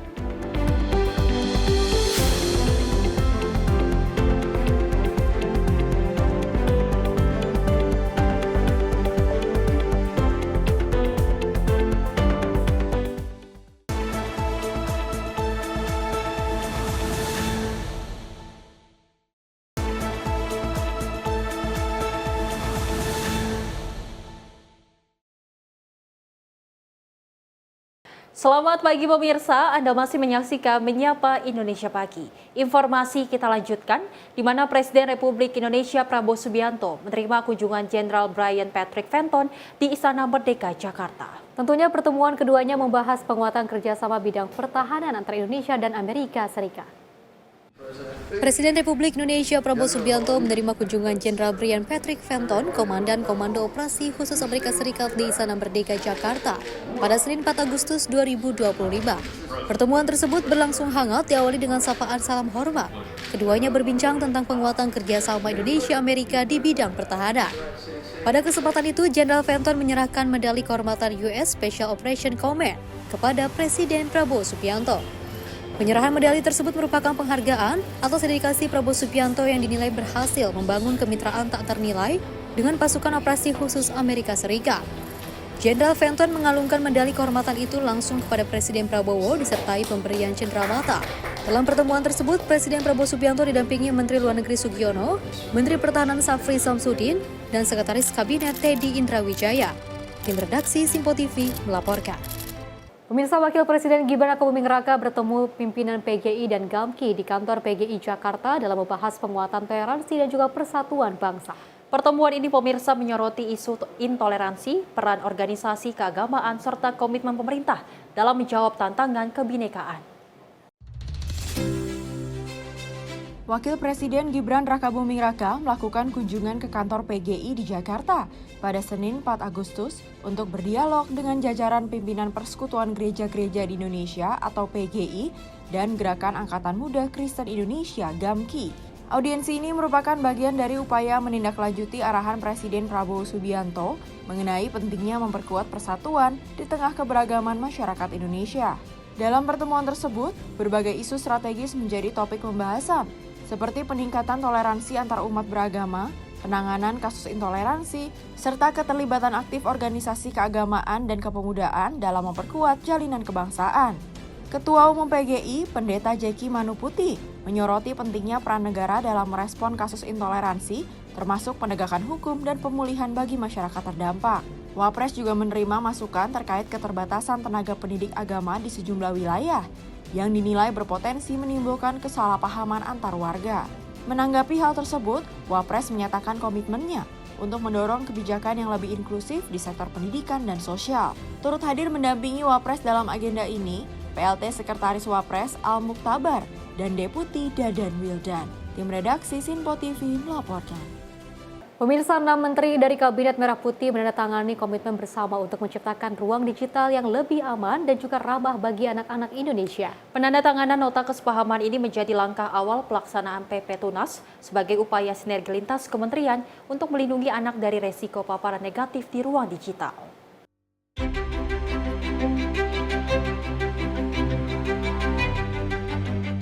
Penandatanganan dilakukan bersamaan dengan pembukaan Festival Lindungi Anak di Era Digital, Digital Aman, Anak Hebat di Museum Penerangan TWI Jakarta Timur pada Kamis 31 Juli 2025. Nota kesepahaman ini menjadi langkah awal pelaksanaan Peraturan Pemerintah Nomor 17 Tahun 2025 tentang tata kelola penyelenggaraan sistem elektronik untuk perlindungan anak atau PP Tunas sebagai wujud sinergi lintas kementerian dalam menjaga anak dari risiko paparan negatif di ruang digital. Penandatanganan dilakukan oleh Menkom Digi Mutia Hafid bersama Mendagri Tito Karnavian, Menteri Kependudukan dan Pembangunan Keluarga Wihaji, Menteri Pendidikan Dasar dan Menengah Abdul Muti, Menteri Agama Nasaruddin Umar dan juga Menteri Pemberdayaan Perempuan dan Perlindungan Anak Arifah Fauzi. Dalam sambutannya, Menkom Digi Mutia Hafid menekankan pentingnya kolaborasi lintas sektor untuk melindungi anak di ruang digital sesuai dengan arahan Presiden Prabowo Subianto. Mutia menjelaskan salah satu hal yang diatur PP Tunas adalah penundaan aktivitas anak di ruang digital hingga mencapai usia tertentu, serta penyediaan ruang aktivitas fisik agar anak tidak terus terpapar oleh gawai. Dalam pelaksanaan PP Tunas yang telah ditandatangani Presiden, dalam pelaksanaannya kita harus bersama-sama, terutama dengan Kementerian PPPA, untuk mengatur giat-giat lain alternatif ketika anak-anak ini kita tunda usianya, dari permainan anak dan lain-lain. Ini rasanya lintas kita semua, baik PPPA maupun Dikdasmen, Kementerian Agama yang juga membawahi berbagai sekolah-sekolah berbasis agama, Kakak Mendagri yang menguasai seluruh daerah di Indonesia dalam sisi aturan ramah anak. Kakak Mendagri mungkin kita bisa dibantu di situ, terutama untuk penyediaan ruang-ruang yang baik bagi anak untuk beraktivitas. Kemudian juga ranah keluarga yang juga penting untuk diperhatikan oleh Kakak Menteri atau Kepala BKKBN, karena anak-anak pada prinsipnya juga paling lama berada waktunya bersama keluarganya. Dengan demikian kami ingin menyampaikan apresiasi setinggi-tingginya kepada seluruh kakak-kakak menteri yang telah hadir, dan bahwa hari ini menjadi langkah nyata kita berkolaborasi lintas sektor, bergotong royong sesuai pesan Presiden agar kita selalu kompak dan melakukan giat-giat bersama-sama selama diperlukan. Data Badan Pusat Statistik tahun 2024 menunjukkan 39 atau 71% anak usia dini di Indonesia telah menggunakan telepon seluler dan 35 atau 57% sudah mengakses internet. Tanpa regulasi yang kuat, anak beresiko terpapar konten negatif yang tidak sesuai dengan usia. PP Tunas mengatur kewajiban penyelenggara sistem elektronik untuk memverifikasi usia pengguna dan juga menerapkan pengamanan teknis untuk memitigasi risiko konten negatif. Bagi pelanggar diterapkan sanksi administratif hingga pemutusan akses platform yang juga tidak patuh. Nota kesepahaman ini merupakan tindak lanjut pengesahan PP Tunas oleh Presiden Prabowo Subianto pada 28 Maret 2025. Tim redaksi Sinpo TV melaporkan. Pemirsa, CEO dan Antara Rosan Roslani kembali melakukan pertemuan dengan founder and chairman Aswa Power Muhammad Abu Nahyan di Jakarta pada Senin 4 Agustus 2025. Pertemuan tersebut merupakan tindak lanjut kemitraan strategis senilai 10 miliar US dollar atau sekitar 162 triliun rupiah. CEO dan Antara, Rosan Roslani, melakukan pertemuan kembali dengan delegasi Aqua Power yang dipimpin oleh founder dan chairman-nya Muhammad Abu Nahyan di Jakarta. Pertemuan ini merupakan tindak lanjut dari penandatanganan nota kesepahaman senilai 10 miliar US dollar yang dilakukan pada 2 Juli lalu di Arab Saudi. Perjanjian pertama tersebut difokuskan pada proyek pembangkitan energi terbarukan, turbin gas siklus gabungan, hidrogen hijau, dan desalinisasi air. Sedangkan kesepakatan kedua berfokus pada pengembangan bersama proyek-proyek energi bersih di Indonesia, termasuk pengembangan teknologi, proyek energi terbarukan, dan gas ke listrik kumulatif sebesar 500 MW, tender listrik baru, proyek hidrogen hijau, dan lini bisnis operasi dan pemeliharaan. Kesepakatan tersebut mencerminkan keselarasan visi antar pimpinan negara dan membuka peluang bagi terwujudnya inisiatif strategis berskala besar di masa depan. Tim redaksi Sinpo TV melaporkan. Pemirsa, penguatan hubungan bilateral terus diupayakan oleh pemerintah Indonesia. Menteri Luar Negeri Sugiono menerima courtesy call dari sejumlah pejabat tinggi luar negeri di Jakarta. Selain menerima Menlu Australia dan juga Dubes Jerman, Menlu juga mendampingi Presiden Prabowo Subianto dalam pertemuan dengan Komandan Pasukan Operasi Khusus Amerika Serikat.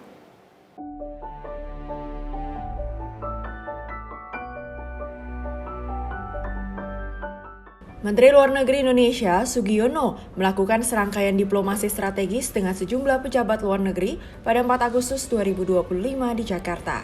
Dalam pertemuan dengan Menteri Pembangunan Internasional, Multikultural, dan Usaha Kecil Australia, Dr. Anne Ely, kedua pihak membahas penguatan kerjasama inklusif dan pembangunan global. Menlu juga menerima farewell call dari Duta Besar Jerman untuk Indonesia, H.I. Ina Lepel, dan menyampaikan terima kasih atas dedikasi serta peran aktifnya dalam mempererat kemitraan strategis Indonesia-Jerman. Selain itu, Menlu Sugiono turut mendampingi Presiden Prabowo dalam pertemuan dengan Jenderal Brian P. Fenton, Komandan Pasukan Operasi Khusus Amerika Serikat. Pertemuan tersebut membahas kemitraan pertahanan dan strategi pengamanan regional untuk memperkuat stabilitas kawasan. Tim redaksi Sinpo TV melaporkan.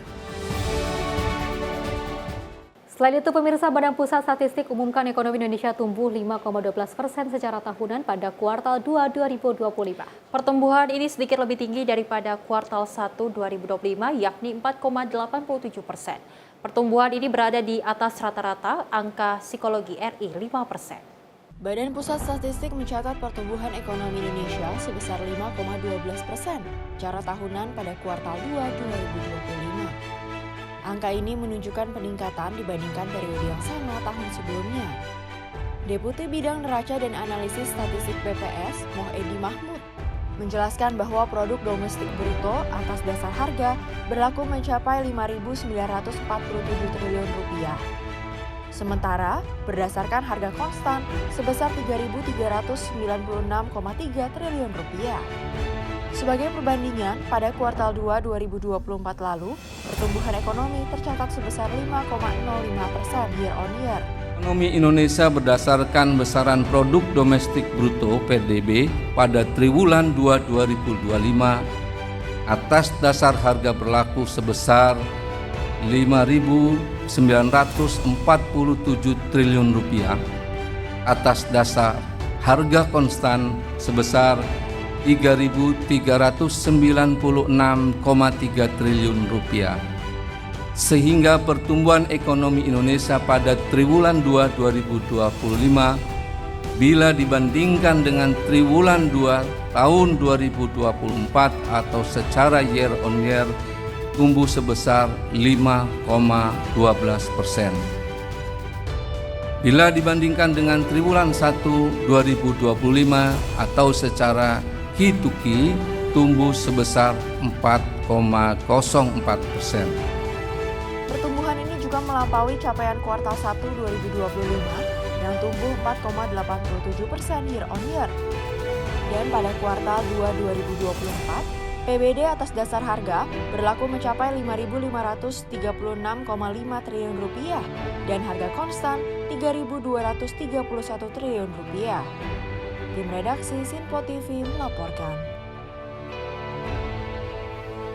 Pada saat pemilihan Presiden Prabowo Subianto ditetapkan sebagai presiden, banyak sekali orang yang mencela, terus orang juga yang meragukan akan kinerja dari Presiden Prabowo Subianto. Tapi ketika sebelum 100 hari kerja dari Presiden Prabowo Subianto sudah banyak sekali kebaikan yang dilakukan, hal positif yang bisa kita dapatkan terkait dengan adanya kesehatan gratis, terus juga makan bergizi gratis, semuanya dengan gratis meskipun dengan adanya efisiensi anggaran. Tapi dari pemerintahan Presiden Prabowo Subianto bisa memberikan pelayanan secara gratis untuk masyarakat Indonesia, bahkan menambahkan ataupun menumbuhkan pertumbuhan dari ekonomi Indonesia hingga 5% lebih. Betul sekali. Kita berharap bahwasanya dengan adanya peningkatan dari ekonomi Indonesia ini bisa meningkatkan juga kesejahteraan hidup dari masyarakat Indonesia. Pastinya. Terlebih kita ketahui ternyata dari kuartal pertama tahunan 2025 ekonomi Indonesia ada di angka 4,87%, namun ternyata di kuartal kedua tahunan 2025 ada di angka 5,12%. Ini menunjukkan bahwasanya langkah nyata dari pemerintahan Prabowo Subianto dan Gibran Rakabuming Raka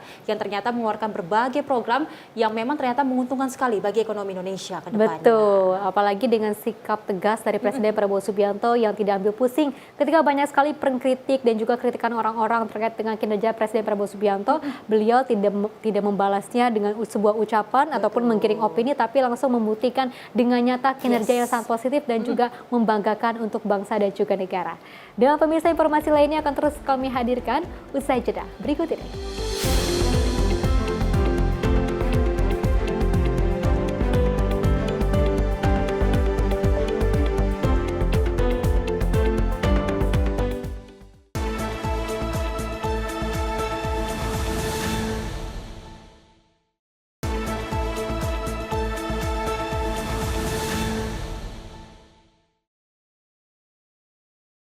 Terima kasih pemirsa, Anda masih menyaksikan Menyapa Indonesia Pagi. Informasi kita lanjutkan di mana Menteri Pendayagunaan Aparatur Negara dan Reformasi Birokrasi Rini Widiantini mengunjungi Sekolah Rakyat Menengah Pertama 17 Tabanan Bali pada 4 Agustus 2025. Kementerian Pan-RB juga berperan untuk memastikan tata kelola kelembagaan sekolah rakyat berjalan secara efektif dan juga efisien.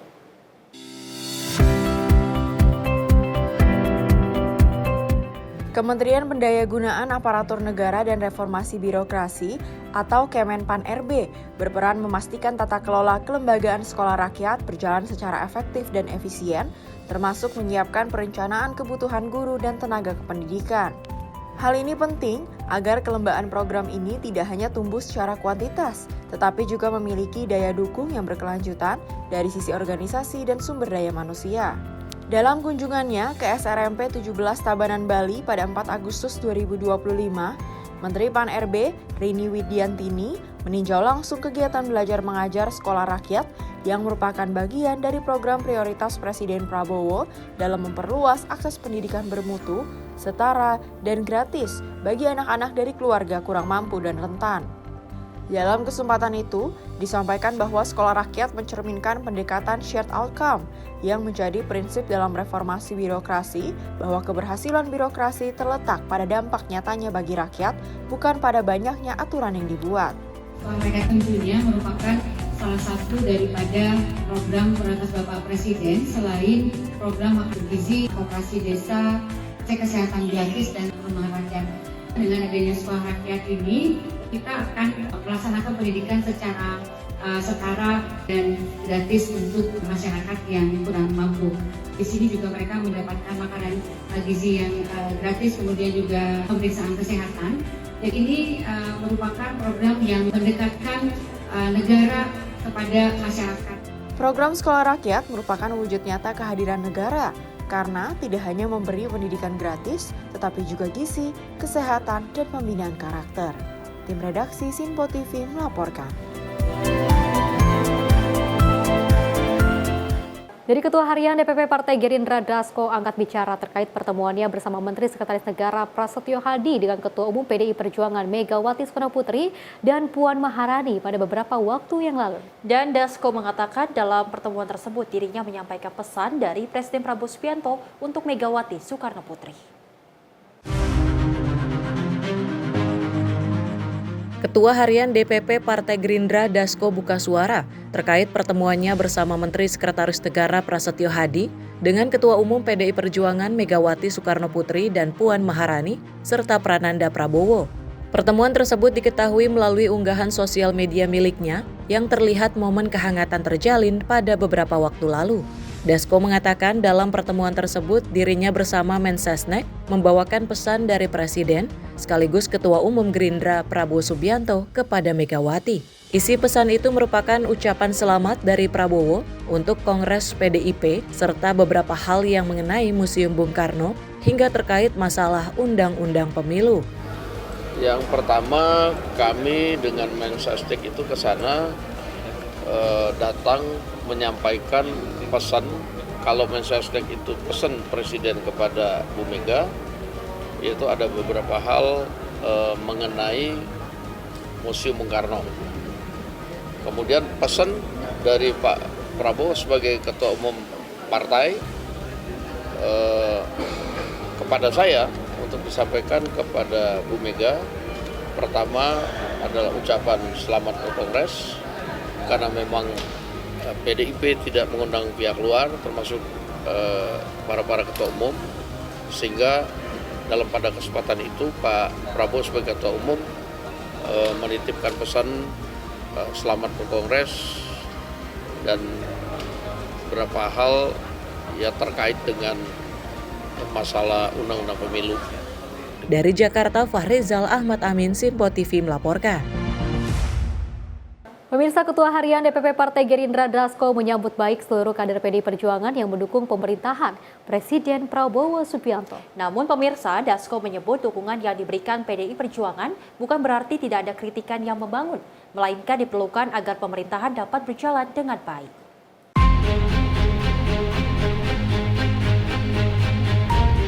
Ketua Umum PDI Perjuangan Megawati Soekarno Putri menginstruksikan seluruh kadernya untuk mendukung pemerintahan Presiden Prabowo Subianto.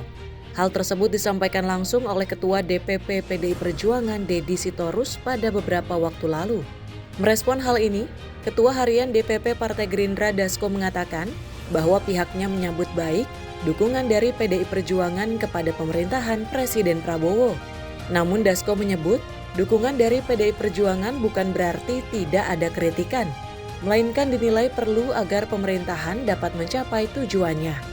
Dirinya mengungkapkan dalam beberapa pertemuan, Ketua Umum PDIP itu akan tetap memberikan saran dan masukan kepada pemerintahan Presiden Prabowo. Bahkan Gerindra juga menegaskan dukungan yang diberikan PDIP tidak ada kaitannya dengan pemberian amnesti terhadap Sekjen PDIP Hasto Kristianto. Kita pertama menyambut baik dari PDIP yang mendukung pemerintahan Prabowo Gibran.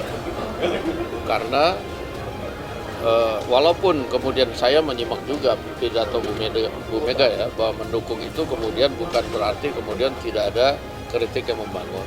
Nah, hal-hal itu yang diperlukan oleh pemerintahan Prabowo Gibran, sehingga kemudian pemerintahan dapat berjalan dengan baik, dapat mencapai tujuannya. Demikian.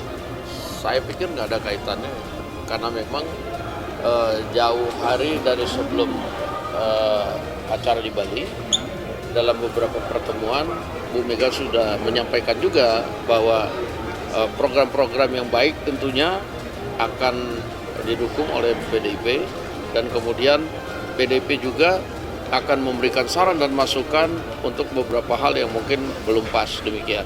Dari Jakarta, Fahrizal Ahmad Amin, Sinpo TV melaporkan. Informasi lainnya, pemirsa, sebuah toko yang menjual perlengkapan bayi di Jakarta Utara yang diduga menjual obat-obatan keras secara ilegal digerebek di Tres Narkoba Polda Banten sebagai kedok untuk menjual obat keras tanpa izin. Kepolisian mengungkap kasus ini setelah menangkap salah seorang pelaku di Kecamatan Sumur, Kabupaten Pandeglang, Banten. Puluhan ribu butir obat terlarang dan sejumlah uang tunai berhasil diamankan. Inilah detik-detik penggerebekan sebuah toko perlengkapan bayi di daerah Koja, Jakarta Utara yang diduga menjual obat-obatan keras secara ilegal. Pengungkapan kasus ini bermula dari penangkapan YS, salah satu terduga pengedar obat keras di Kecamatan Sumur, Pandeglang, Banten.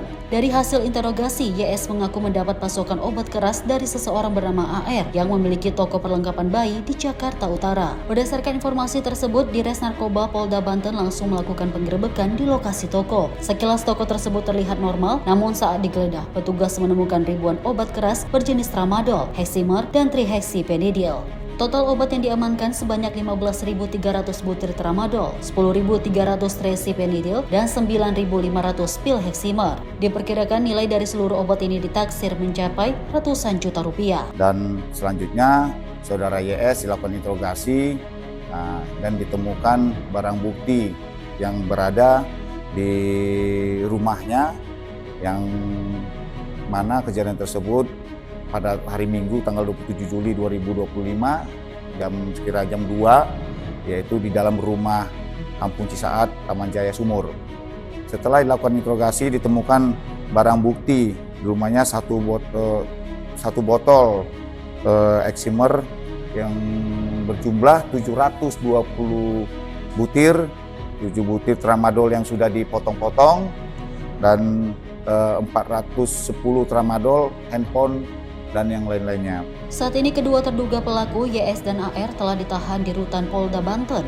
Mereka dijerat pasal 435 dan 436 Undang-Undang Nomor 17 Tahun 2023 tentang Kesehatan dengan ancaman pidana maksimal 12 tahun penjara dan denda hingga 5 miliar rupiah. Dari Serang, Banten, Firman Arif, kontributor Simpo TV melaporkan.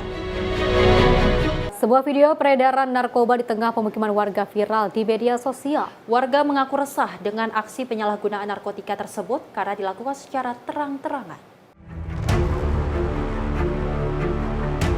Inilah video viral yang diunggah ke media sosial terkait peredaran narkoba di lingkungan warga, Jalan Bri Radio Dalam, Kebayoran Baru, Jakarta Selatan. Dalam video tersebut terlihat beberapa orang yang diduga kuat tengah asik mengkonsumsi narkoba di sebuah warung kosong. Warga sekitar mengaku aksi penyalahgunaan narkoba tersebut telah lama dan telah dilaporkan ke sejumlah pihak, termasuk ke kepolisian, namun belum pernah direspon.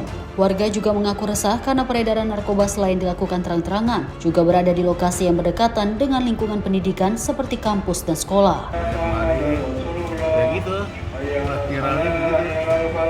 Diduga ini ya narkoba, Pak? Diduga. Itu warga sini atau emang ada gimana? Warga bagian berapa orang, bagian teman-temannya. Itu udah ada pihak laporan atau seperti apa, Pak, dari sini, Pak? Kayaknya udah sering terjadi, Pak. Laporan, dulu laporan dulu bedeng ini dilaporin ke kecamatan, kelurahan, semua ke wali kota, tapi nggak ada tindakan.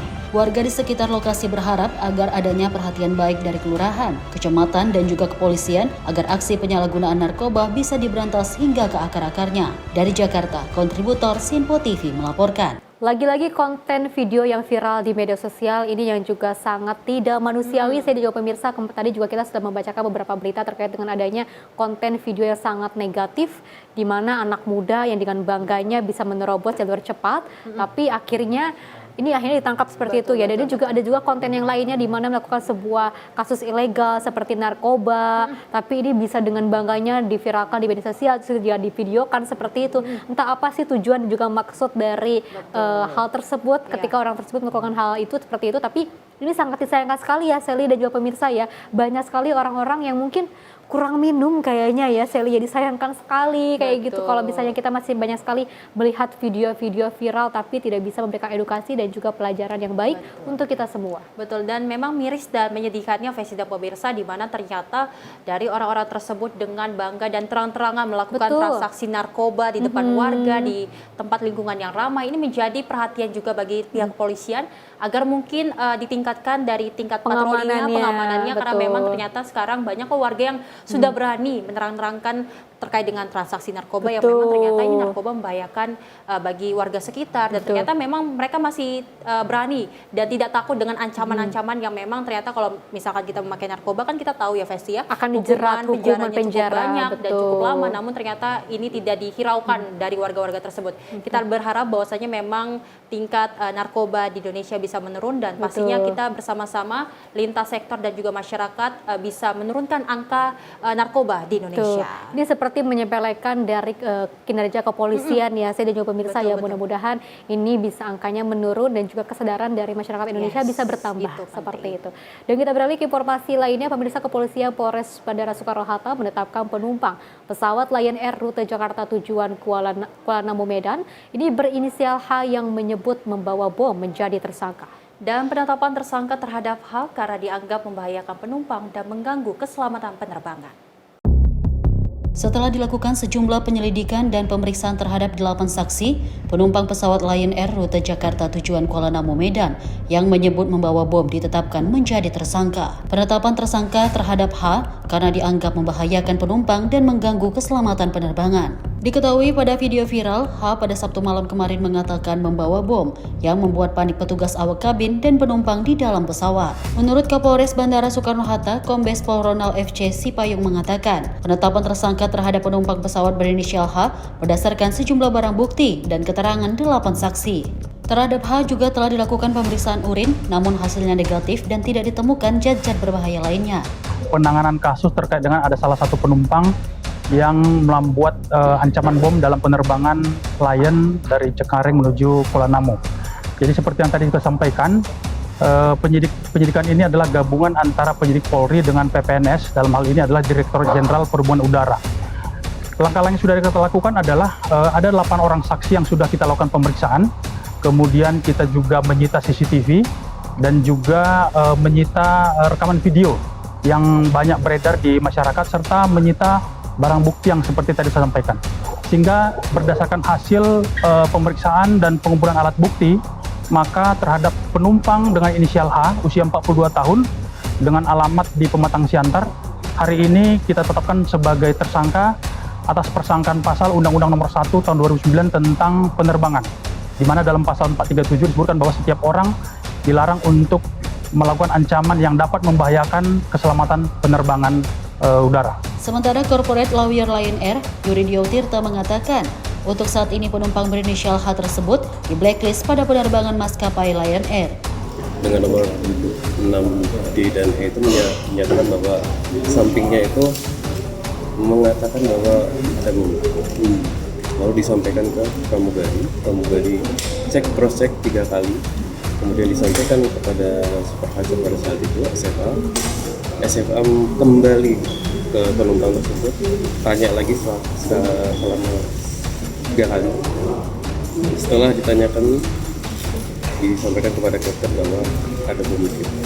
Nah, setelah disampaikan kepada kapten koordinasi dengan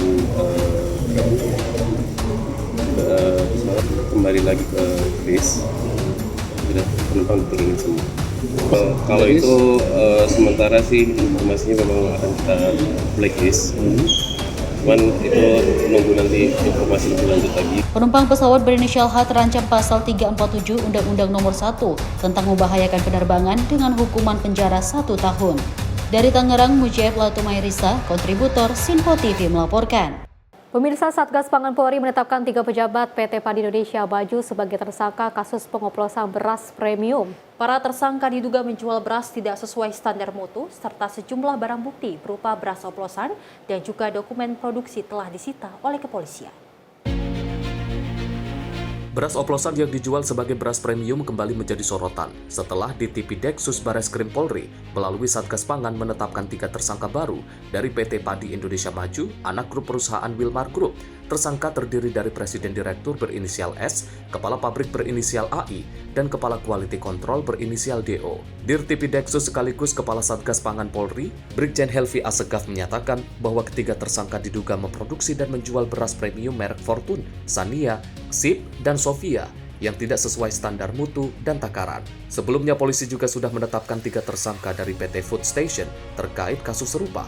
Semua tersangka belum ditahan karena dianggap kooperatif selama penyelidikan. Dari hasil tersebut ditemukan fakta-fakta penyidikan. Hasil penyidikan sebagai berikut: ditemukan adanya beras premium merek Sania Fortune, Sofia dan Sip yang didapat dari beberapa lokasi pasar tradisional dan retail modern. Dan setelah dilakukan uji laboratorium, diketahui hasil komposisi beras tidak sesuai standar mutu SNI beras premium nomor 6128/2020 yang ditetapkan dalam Permentan nomor 31 tahun 2017. Para tersangka dijerat dengan Undang-Undang Perlindungan Konsumen dan Undang-Undang Tindak Pidana Pencucian Uang dengan ancaman hukuman maksimal 20 tahun penjara dan denda hingga 10 miliar rupiah. Kasus ini menjadi perhatian penting untuk melindungi konsumen dan menjaga kepercayaan pasar terhadap produk beras premium. Tim redaksi Sinpo TV melaporkan. Sangat disayangkan sekali saya dan juga pemirsa, banyak sekali aksi-aksi yang negatif yang beredar di Indonesia. Ini juga sangat miris ya ketika kita melihat berbagai konten-konten yang viral, terus juga ini negatif, dan ini juga ada hal-hal yang negatif di mana banyak sekali oknum-oknum yang curang, oknum-oknum yang juga nakal yang harus menyalahgunakan hal tersebut demi keuntungan sendiri terkait dengan adanya beras premium yang harus dicampurkan dengan beras yang kualitasnya kurang baik, kurang oke. Ini kok bisa nakal sekali ya, apalagi di Presiden Prabowo Subianto kan ini akan mengentaskan sebuah kemiskinan, mengentaskan kasus korupsi. Kalau misalnya kita melihat rakyatnya juga masih banyak yang curang, untuk apa seperti itu ya? Harus ditingkatkan lagi sebuah kesadaran ya. Dengan bertambahnya 3 tersangka baru yang memang sebelumnya ada 14 tersangka, ini menambahkan jumlah oknum-oknum yang nakal menjadi 17 tersangka terkait dengan beras oplosan. Kita berharap bahwasanya memang pemerintah terkait yaitu Kementerian Pertanian dan juga pihak kepolisian bisa terus menindak tegas bagaimana pelaku-pelaku yang curang yang memang merugikan masyarakat. Terlebih kita ketahui Presiden Prabowo Subianto sudah mengatakan ini harus ditindak tegas karena memang ternyata masyarakat sudah rugi sekali dengan triliun rupiah yang memang ini sangat meresahkan masyarakat Indonesia. Betul, mudah-mudahan lebih ditingkatkan lagi ya kewaspadaannya, terus juga bagi para penjual ataupun oknum-oknum yang menjual ini harus bisa menaikkan tingkat kepercayaan masyarakat dan juga para pembeli ya, karena kan mereka sudah berlaku curang ketika mereka akan melakukan hal-hal yang positif. Ini mereka juga orang-orang yang membeli juga akan ragu seperti itu ya. Mudah-mudahan tingkat kesadarannya semakin ada lagi dan juga bisa menumbuhkan kepercayaan bagi para konsumennya. Dan pemirsa, informasi tadi sekaligus mengakhiri jumpa kita. Saya Peci Rahmadi dan saya Selis Regar. Terima kasih dan sampai jumpa.